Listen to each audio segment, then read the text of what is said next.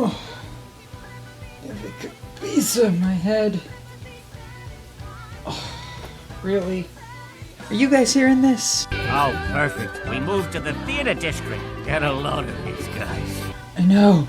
I mean, I like Lin-Manuel Miranda too, or whatever his middle name is, but seriously, a 3-hour Hamilton marathon? You'd think they'd have better things to do. Well, don't worry, guys. I think he happened to lend me his backup stick. Come on, kids, I'll teach you the meaning of shots. I am not throwing away my shot! Be honest, I came on too strong, didn't I? Oh!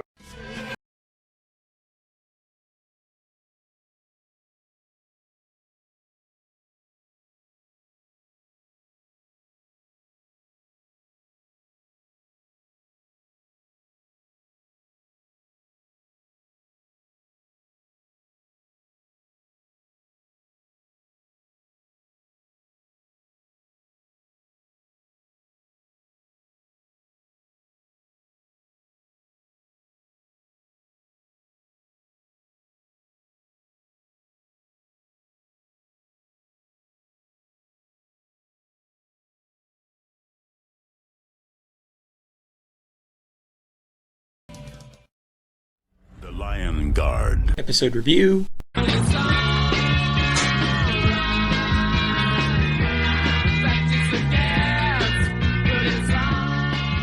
Oh, greetings fellow bestie buddies and Simba senpais alike. I'm Brandon the Bambi Man, and welcome to Lion Guard episode reviews here on Golden Ticket Reviews, where if it's classic or crap, you see through it, I review it. Well, I think we've all had ourselves some annoying neighbors, haven't we? I mean, think about it. The Winslow family had to put up with the antics of Steve Urkel, the Taylors never seemed to rid themselves of Kimmy Gibbler, and even YouTube creators today had to put up with a real savage named Derek. You know, the guy who gave us this piece of cat crap. Exquisite! But what happens when you have a group of neighbors who try to overthrow your kingdom and take everything you have, utilizing the power of cute? Well, maybe we'll figure out the results of this by watching the 6th episode of The Lion Guard entitled The Kupatana Celebration. Let's get guardy. We start off this episode with Zazu leading an animal choir, surprisingly reminiscent of Sebastian's conductor work, as apparently not everyone is on board. Mbuni, it's Mount Leo, ya uhai. Remember that for tonight. And above all, don't be nervous at all, my love, because just be glad you weren't as brainless as Ricky over here. All I did was ask if mayonnaise was an instrument. Is that such a crime? Your dad is sounding good, Beshti. Thanks, Your Majesty. He's been practicing. Sir, you really should meet his tutor. That dude is fire. Thou would still be adored as this moment thou art. Let thy loveliness fade as it will. And around the dear ruin, each wish of my heart would entwine itself fervently still. It would appear the Pride Lands is preparing for a large togetherness celebration known as Kupatana, which only happens once a year. But before you can say war and peace, sheep with fleece, if that's a saying, the guard sets out to save a jackal pup which is being chased by John Jai and his cronies. Oh, you jackals are so annoying! We just chased you out of our den yesterday, and now you're back? Well, maybe if you had better penmanship on your restraining orders, you wouldn't be having this problem. Kion and his team arrive to take the pup, and John naturally lets them take him. Okay, Kion, you want the jackal? He's all yours. Okay. Come on, fellas! The Lion Guard's doing us a favor today. John, we just lost our food source for the day. Quiet, bird brain, or the guard might use their roar on us. Ah, look who's getting paranoid. Shut up and eat your bones. So the gang is introduced to this little hyper ball of fur named Dogo. We're awesome! You were like, let the jackal go. And they did. Well, I'm glad we could help. I'm Dogo, and you guys must be the Lion Guard. You were the coolest. You just looked at the hyenas and they ran away. Yeah, we have that effect on no goods. Really? Because from what I saw, only your leader tackled the hyena to the ground while you did... diddly squat. Ooh, that's the worst kind of squat. Using his acuteness, Dogo convinces the guard to take him to the Pride Lands during Kupatana, but unbeknownst to them, they're being watched by his mother, played by Anna Gastemeyer, who I'm entirely convinced is the identical personality equivalent of Kristen Chenoweth. He did it! I love your wife so much. She's definitely your better half. I mean, you're amazing. All those animals coming together in peace for Kupatana. I watch your show, and Dana's like, he's at it again. He really wants to be in the movie. You are not going to be in 50 Shades of Grey. The gang begins to show Dogo around the Land of Pride and inform him of the celebration happening tonight, as Kion has a thought. You can't invite him to Kupatana. He's an Outlander. Outlanders never come to Kupatana. Right, Kion? Well, we've never had a guest from the Outlands on Kupatana before. But Dogo's just one little jackal.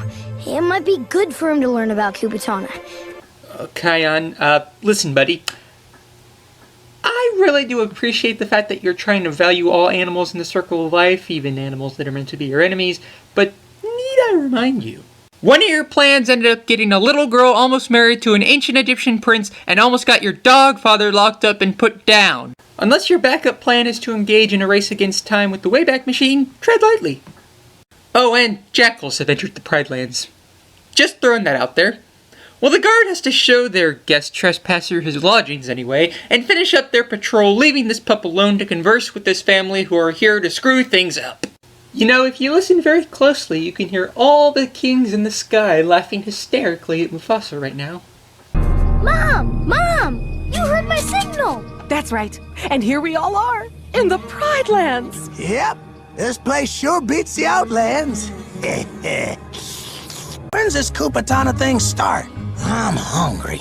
I'm gonna hazard a guess and say that this father suffers from the same problem that a certain mascara-wearing lion also suffers from. I'm afraid I'm at the shallow end of the gene pool. This is why I'm jealous of you and Simba. I just can't get it up! This family begins their terror as the guard is on their patrol duties and they notice Dogo is taken off. Well, I never. Wait, false alarm. He's just staying in another animal's den. Pfft, lucky pup. I had to spend the night with a warthog and a meerkat. It honestly wasn't even too bad, except that Timon kept on yelling scurry, sniff. I forget the rest. But soon our dynamic duo learns they have a case of double vision as they find another jackal in another den and another one as well, and even more. Bunga? Did someone spike the watering hole again?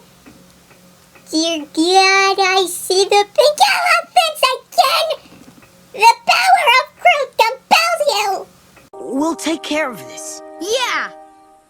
How? Only one thing to do. Kion! Now that's comedy. Oh No begins to lead Fuli and Kion back to La Casa de Kupa de Pride, and Kion's mohawk isn't too thrilled with what and who he finds stinking up the joint. I'm right here, Kion. Dogo, I thought you said you didn't have any family. No. I said I was all by myself. Which he was, at the time. My son always tells the truth. Disney, the king company of loopholes since 1937. So Ray Ray, which the more I say it actually sounds like a term used on The View regularly, tries to remedy this situation by using the old-fashioned motherly instinct excuse as well as cuteness. Man, she'd make a great correspondent for Fox News. Wait, Jackals, Fox, a show about animals? Gosh darn it, how do these puns keep coming to me?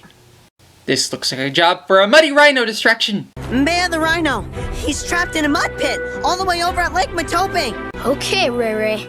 You and your family have to stay away from the aardvark's dens. And food. Got it? Oh, yes. And I'm so sorry for any misunderstanding. Now, if you'll excuse me, I need to go convince the American public to elect a blowhard into the White House with a dead gold skunk on his head.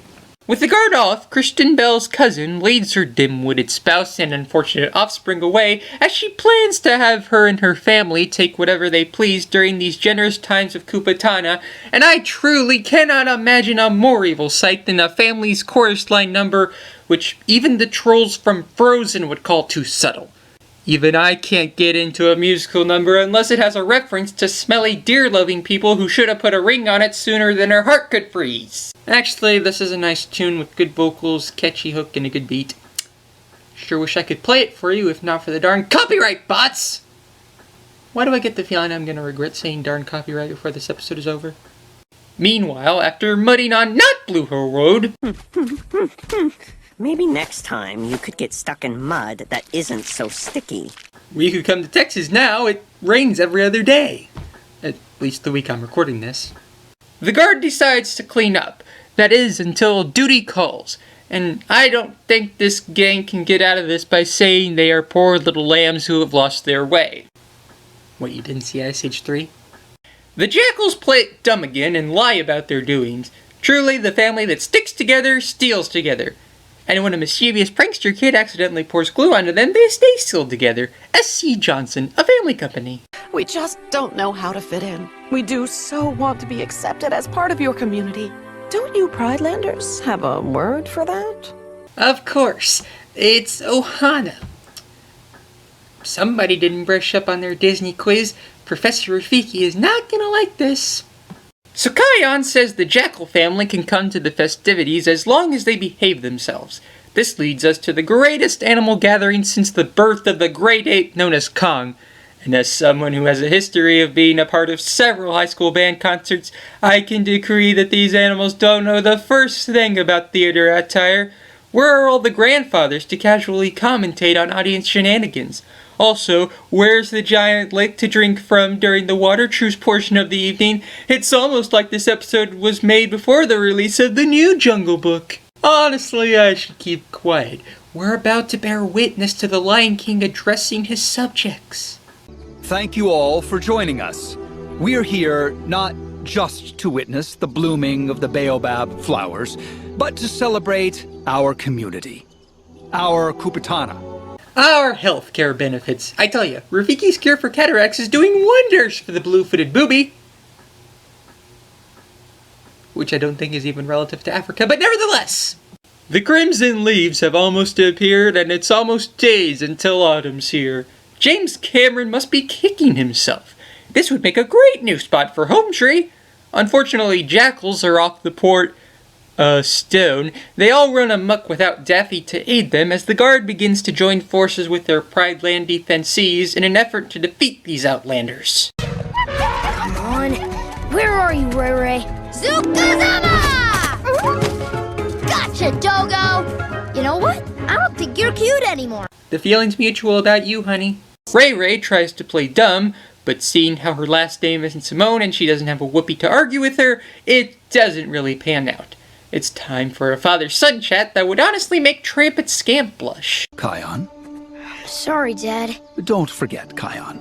I encouraged you to save that jackal pup this morning. Yeah, but you didn't tell me to invite him into the Pride Lands. You made a mistake, Kion. But you made it in the spirit of Kupatana. You gave strangers a chance to fit in. And tonight we saw Kupatana in action.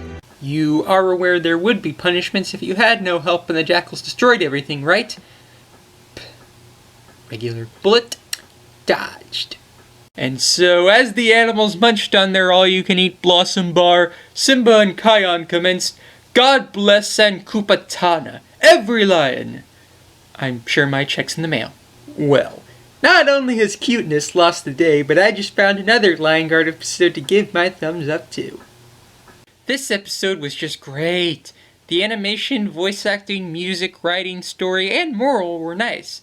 It's also nice to see a lesson being taught about how you can't trust everyone you come across. Even the cute ones can be savagely selfish. All I can say is, Kupatana for the win! Remember that you can like, comment, request a movie for me to review, or subscribe down below. And until next time, I'm Brandon the Bambi Man saying take care of yourselves, guys, and I'll see you. What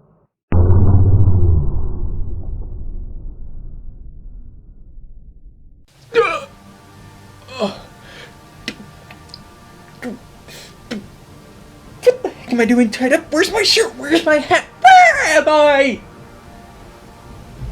Mr. Bambi Man. Allow me to parlay introductions, Mr. Bambi Man. I'm Agent Smunty7. Smunty7? Thank God it's not Smutty7. Well, you're just a regular Bob Hope, Mr. Bambi Man. And Bob Hopes needs love, like everything does. What am I doing here? You'll find all this information out for yourself, Mr. Bambi Man, in due time. Or should I say, time that is swell.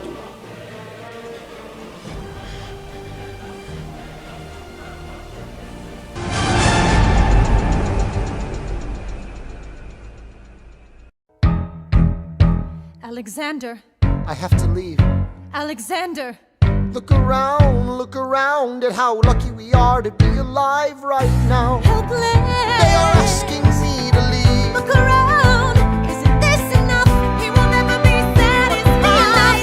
He will never be satisfied. Satisfied. History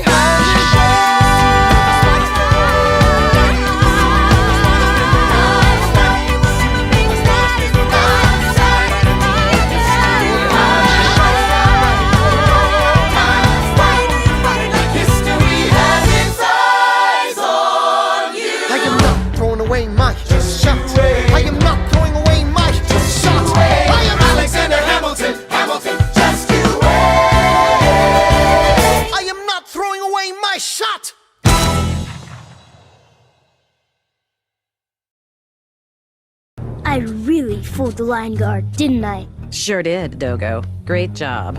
But why are you sitting out here? Oh no! My acting is going Shatner. Spock. Ah! Merry Kupatana! That's Christmas, you moron!